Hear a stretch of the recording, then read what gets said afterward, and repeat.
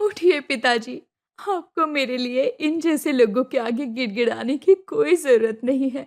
शायद भगवान ने ही आपकी इस बदनसीब बोनी बेटी के भाग्य में शादी का सौभाग्य लिखा ही नहीं।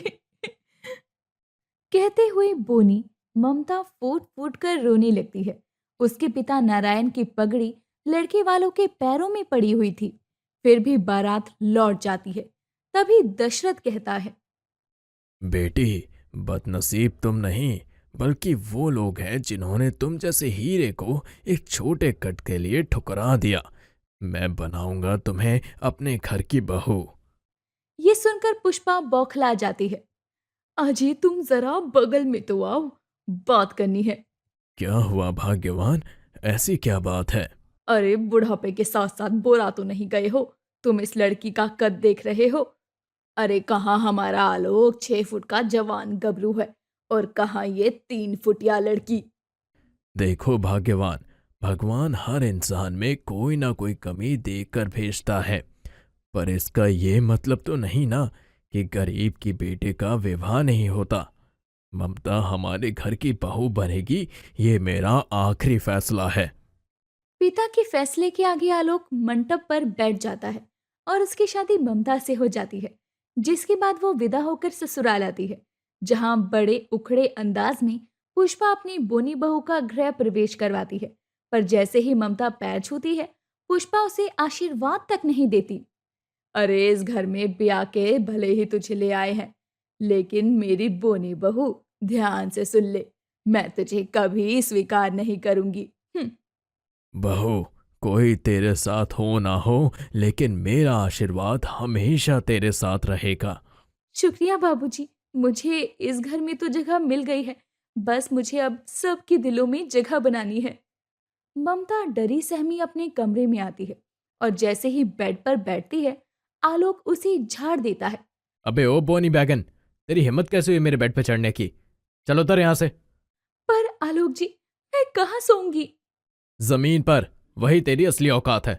पर आलोक जी, अग्नि के साथ 7 फेरे लेकर आपने मुझे अपनी पत्नी बनाया है।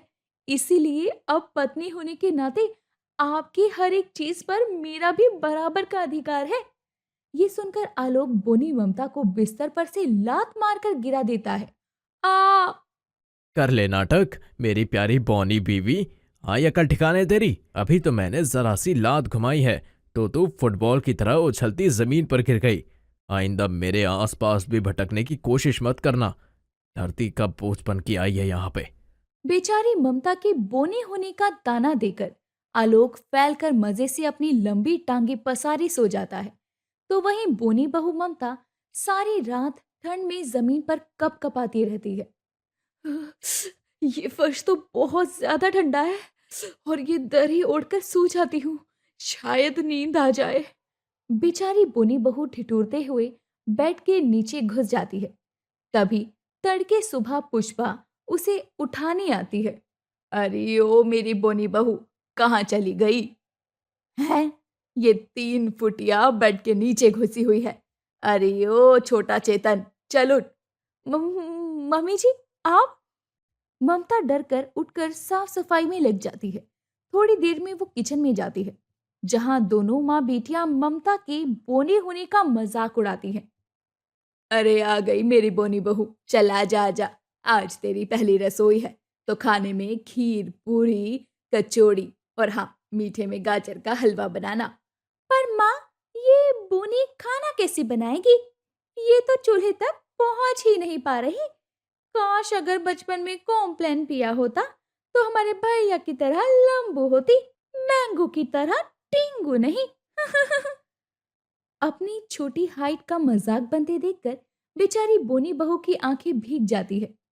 1 घंटा है तेरे पास, जल्दी से खाना बना ले। कुछ देर बाद, हे भगवान, मैं तो चूल्हे तक पहुंच भी नहीं पा रही और मेरे पास बस आधा घंटा बचा है। इतना सब बनाना है, भगवान मेरी मदद कर। तभी ममता की नजर किचन के कोने में रखे पटरे पर जाती है और वो आंसू पोंछकर पटरे पर खड़ी होकर खाना बनाती है। इतने में आलोक उस पर चिल्लाता है। ममता, ममता! अरे ओ मेरी पौनी बीवी, कहाँ मर गई? जी आई। चल जल्दी से ये टाई बांध मुझे। अजी, आप तो इतने लंबे हैं और मैं बोनी, ऐसे में मैं आपकी टाई कैसे बांधूं? जरा नीचे बैठिए। मैं क्यों झुकूं? दिक्कत तो तेरी है ना। इतना अच्छा खासा सपना देखा था मैंने कि एक अच्छी खासी सुंदर लंबी बीबी से शादी होगी, पर मेरी किस्मत ही फूटी थी जो तू मिल गई मुझे। हट यहाँ से, मैं ही कर लूंगा। आलोक ममता को धकेल कर चला जाता है। उसकी आंखों से आंसू झलक जाते हैं। ऐसे ही दिन बीतते हैं और बेचारी बोनी ममता हर दिन अपनी सास ननद और पति के अत्याचारों को सहकर दिन काट रही थी। बस भगवान जी बस, अब मुझसे और नहीं सहा जाता। ये सब ताने मैं बर्दाश्त नहीं कर पा रही। क्या करूं? आखिर आपने मुझे बोना क्यों बनाया? तभी एक दिन दशरथ कहता है। आलोक बेटा, तेरी शादी को इतने दिन हो गए हैं, आज बहू को कहीं बाहर ले जा। आपका दिमाग तो खराब नहीं हो गया है पिताजी? इस पोनी के साथ एक तो मेरी शादी करके मेरी जिंदगी झंड कर दी है। इसके साथ चलने पर तो ऐसा लगेगा चींटी और हाथी का मेलजोल बन गया है। मुझे लोगों के बीच अपनी बेइज्जती नहीं करानी। जाने दीजिए ना बाबूजी, मुझे कहीं भी नहीं जाना। मेरा मन नहीं है, मैं घर में ठीक हूँ। घूमने जाने से इनकार करके बेचारी बोनी बहू अपनी खुशियों को मार कर रह जाती है। दिन बीतते हैं और अब चंचल की शादी की तैयारियां भी होने लग जाती है। पूरे घर में खुशियां छा जाती है। पुष्पा अपनी बेटी चंचल को हल्दी लगाते हुए कहती है, अरे देखो तो जरा कितनी प्यारी लग रही है मेरी लाडो रानी। आज तो मैं तुझे रज रज कर हल्दी लगाऊंगी, ताकि तेरा रूप रंग ऐसा ही निखरे कि दूल्हे राजा देखते रह जाए। आखिर लाखों में एक है मेरी बेटिया, कोई भी खोट नहीं है। अरे लंबी सुंदर गोरी चिट्टी सब है, इस बोनी की तरह 3 फुटिया नहीं। एक बार फिर तानू से पुष्पा अपनी बोनी बहू का दिल दुखाती है। अरे भगवान, टेंट वाला आ गया है। अरे तुम्हें किसने कहा है टेंट वाले को बुलाने को? लाइट और लड़ी लगाने के लिए तो मेरा बेटा है ही इतना लंबा चौड़ा कि छत से ही लगा देगा। सीढ़ी का तो काम ही ना पड़े। इसके बाद आलोक टेंट लगाने लगता है। सुनिए, सुबह से शाम हो गई है, थोड़ा खाना खा लीजिए। सुबह से आपने कुछ नहीं खाया है। ये लीजिए, मैं थाली लगा लाई हूँ। आलोक खाना खाने लगता है। तभी दशरथ कहता है। देख आलोक, ये तो तेरी पत्नी का प्यार है। एक आदमी की जिंदगी में उसके माँ बाप भाई बहन होते हैं, मगर पत्नी की जगह खास होती है। जानता है क्यों? क्योंकि वो एक माँ के जैसे ख्याल रखती है, पिता की तरह ताकत बनती है, बुरे वक्त में एक बहन और भाई की तरह समझती है। आलोक, एक बार के लिए बहू के बोने कद को भूलकर उसके दिल में झांक कर देख। उसके मन में तू बसा है। तू भी तो अपने आप में जरूरत से ज्यादा ही लंबा है, फिर भी वो तुझे स्वीकार करती है, तो तू क्यों नहीं करता? अपने पिता के समझाने के बाद आलोक के मन में ममता के लिए लगाव हो जाता है। मैंने ममता के साथ कितना बुरा बर्ताव किया, लेकिन वो कितनी अच्छी है। देखते ही देखते शादी का दिन आ जाता है। आलोक ममता को तैयार होते देखकर एकटक उसे देखता है। तभी सहमी सी ममता कहती है, आलोक जी, मैं जानती हूँ आपको यही चिंता सता रही है ना कि मेरे बोनेपन की वजह से रिश्तेदार और बारात में कहीं आपका मजाक ना उड़े। मगर आप बिल्कुल भी चिंता मत कीजिए, मैं ये ऊंची सैंडल डाल लूंगी। मैं आपकी जितनी लंबी तो नहीं लग सकती, लेकिन मेरी हाइट थोड़ी तो बढ़ जाएगी। ममता, इसकी जरूरत नहीं। तुम जैसी हो वैसी ही मुझे पसंद हो। मुझे समझ आ गया है ममता कि हम में से ऐसा कोई नहीं जो अपने आप में पूरा हो। मैंने तुम्हारे कद के लिए तुम्हें हमेशा कोसा, जबकि मैं भी जरूरत से ज्यादा लंबा हूं। मेरे दिल में बस तुम हो। मैं चाहता हूं तुम्हें। तभी ममता एड़ी उठाती है। इतने में आलोक अपने घुटनों पर बैठ जाता है और बोनी बीवी और लंबे पति का वो संगम देखते बनता था। उस पल ममता की आंखों में खुशी के आंसू थे। तभी वो चीख पुकार सुनती है, हे भगवान, ये आग कैसे लग गई? अरे कोई मेरी बच्ची को बचाओ, वो ऊपर है। अरे आज मेरी लाडो रानी की शादी है। माँ जी, घबराइए मत, मैं हूं ना। मैं चंचल दीदी को कुछ नहीं होने दूंगी। आलोक जी, फायर ब्रिगेड वाले कब तक आएंगे? पता नहीं, इससे पहले कि आग और फैले, मैं ननद जी को बचाना चाहती हूँ। मुझे ऊपर उठाइए। आलोक अपने लंबे कद का फायदा उठाकर अपनी बोनी बीवी को अपने कंधों पर उठाकर छज्जी पर रख देता है। ममता अंदर झांकती है। चंचल खिड़की पर आती है और बड़ी ही हिम्मत और बहादुरी से वो उसे बचाकर नीचे ले आते हैं। इतने में फायर ब्रिगेड वाले आकर आग पर काबू पाते हैं। बारातियों के मुंह पर अपनी बोनी बहू और लंबे बेटे की जोड़ी की बड़ाई देखकर पुष्पा की आंखों में झरझर आंसू आ जाते हैं। बहू, मुझे माफ कर दे। ममता बहू, मैंने हमेशा तुझे कितना कोसा, तुझे तेरे छोटे कद के लिए ताना दिया, पर फिर भी तूने हमेशा हमारा भला सोचा। तेरे दिल पर क्या बीती होगी, फिर भी तूने मेरी बच्ची की जान बचाई। अगर आज तू ना होती तो क्या होता। माँ जी, भगवान के लिए मेरे आगे हाथ जोड़कर मुझे शर्मिंदा मत कीजिए। बड़ों का हाथ आशीर्वाद देने के लिए होता है, माफी मांगने के लिए नहीं। भाभी, आई एम सॉरी। मैं भी आपको घमंड दिखाती रही, लेकिन आप बहुत अच्छी हैं। आखिर में बोनी ममता को उसके लंबे पति के प्यार के साथ उसकी ससुराल में भी स्वाभिमान की जिंदगी मिलती है, जिसकी वो असली हकदार थी। मीनल अपने घर में गुस्से में आती है और सोफे पर अपना बैग पटक देती है। सामने ही बैठे उसके पिता महेश होते हैं, जो कि उसे गुस्से में देखकर कहते हैं, क्या बात है मीनल बेटी, तू तो अपनी सहेली से मिलने गई थी ना? कोई बात हो गई है क्या? बात नहीं पापा, बहुत बड़ी बात हो गई है। मैं अपनी सहेली से बातें कर रही थी, तभी उसकी सास वहां आई। पहले नीतू पर चिल्लाई और फिर मुझ पर। पर क्या बेटी?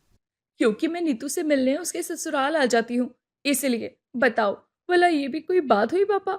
अपनी बहू तो बहू, और बहू की सहेली को भी नहीं छोड़ा। अरे बेटा, सास होती ही ऐसी है।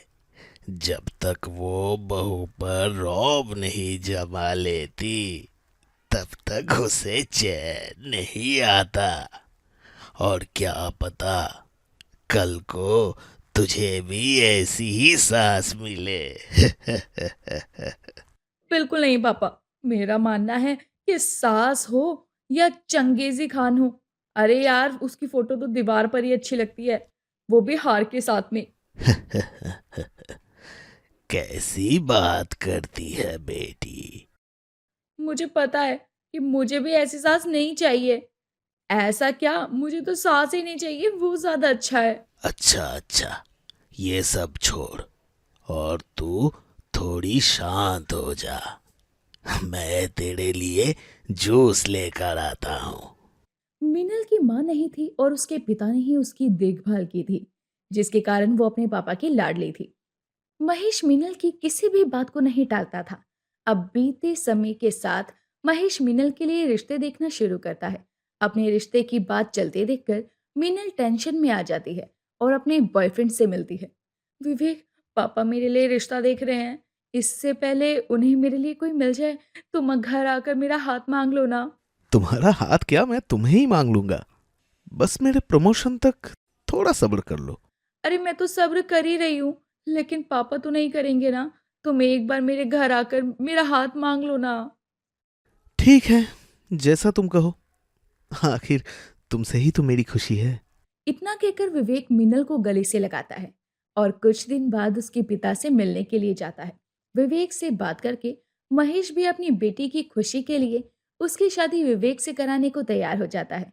कुछ ही दिनों में दोनों की शादी धूमधाम से हो जाती है और मीनल अपनी ससुराल पहुंचती है, जहां गृह प्रवेश होने के बाद उसकी सास निर्मला उसे सभी घर वालों से मिलवाती है।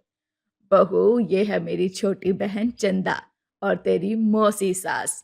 पैर छूकर आशीर्वाद ले। सदा सुहागन रहे बहू।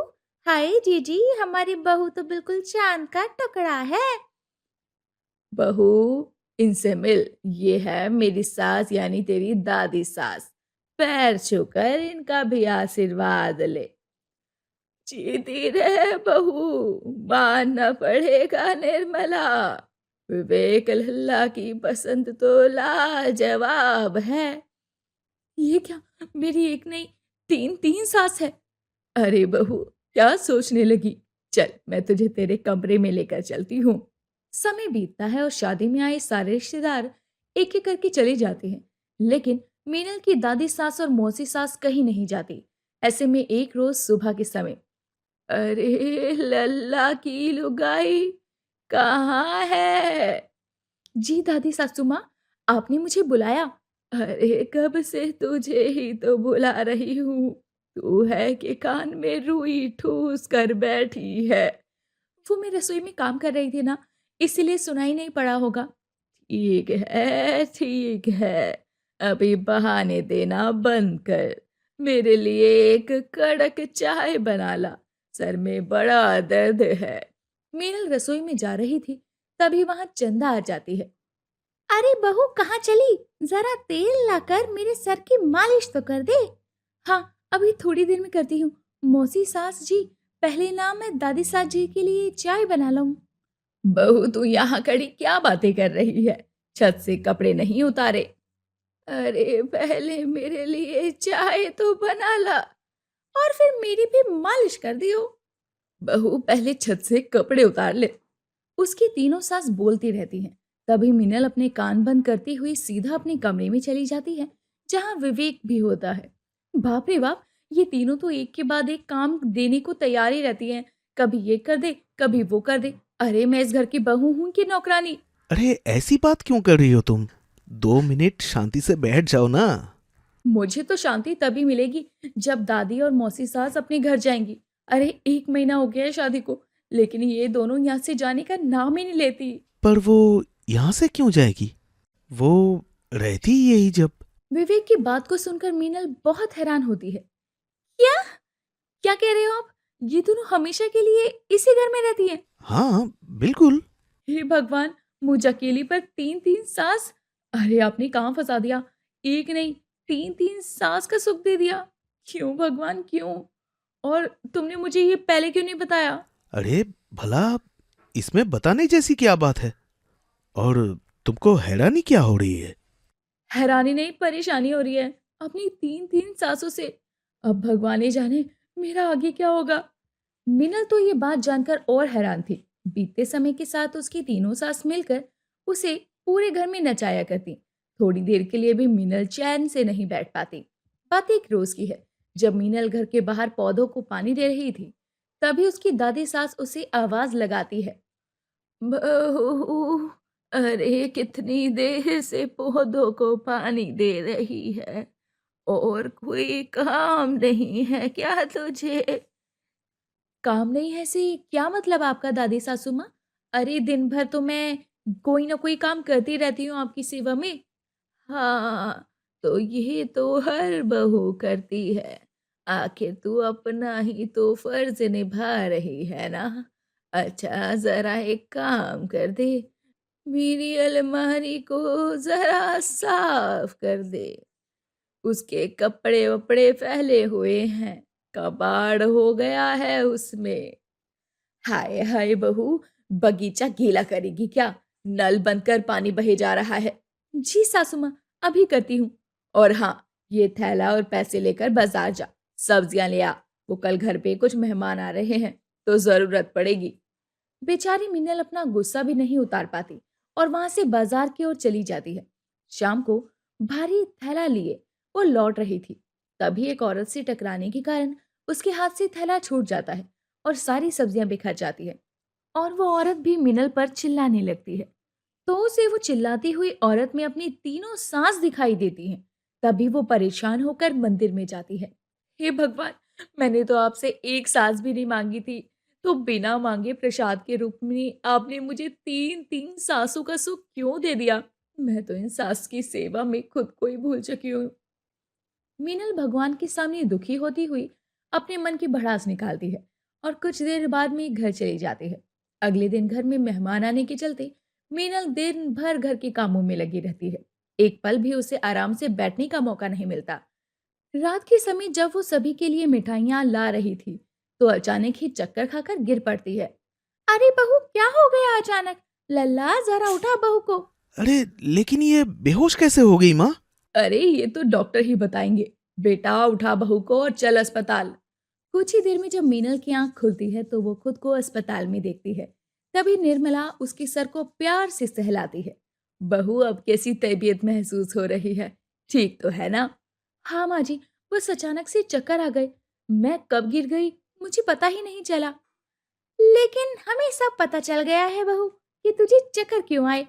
अब नौकरानी की तरह दिन रात काम करवाओगे, कमजोरी से चक्कर ही आएंगे ना। जुग जुग जी मेरी बच्ची, बहू तू माँ बनने वाली है। ये खबर सुनकर मीनल खुशी से हैरान हो जाती है और विवेक की ओर देखने लगती है। और अब अगले दिन मीनल की आंख सुबह देरी से खुलती है और वो जल्दी से नहा धोकर रसोई में पहुंचती है तो देखती है कि उसकी तीनों सास नाश्ता तैयार कर रही थी। अरे, आप तीनों यहाँ? उठ गई बहू, आज तेरी पसंद का बढ़िया नाश्ता बनाया है हमने। आज तू हमारे हाथों का नाश्ता खाकर देख। लेकिन आप लोग क्यों मेरे होते हुए काम कर रहे हो? मैं हूं तो। नहीं बहू, कैसी बातें कर रही है। तू आराम कर, तेरे लिए अच्छा है। अपनी तीनों सासों का ये रूप देखकर तो मीनल को यकीन नहीं होता। अब बीतते समय के साथ तीनों सास मिलकर मीनल का बहुत ख्याल रखती हैं। उसकी छोटी बड़ी हर जरूरत का ध्यान रखती हैं। एक रोज मीनल विवेक से कहती है, क्या बात है, मेरे माँ बनने की खबर सुनकर तो तीनों में बदलाव ही आ गया। ये सब इस बच्चे के कारण है ना? ऐसी बात नहीं है मीनल। जब तुम बेहोश हुई थी तो डॉक्टर ने सभी को बताया था कि खुद पर ध्यान ना देने के कारण तुम बहुत कमज़ोर हो गई हो। ऐसे में तुम्हें कोई बीमारी हो सकती है। ये सुनकर सभी बहुत डर गए थे। तभी उन्होंने तुम्हें कोई दिक्कत ना होने देने का फैसला किया। यानी जिन्हें मैं हमेशा कोसी रही वो मेरी इतनी परवाह भी करती हैं। ये बात तो मैं जान ही नहीं पाई।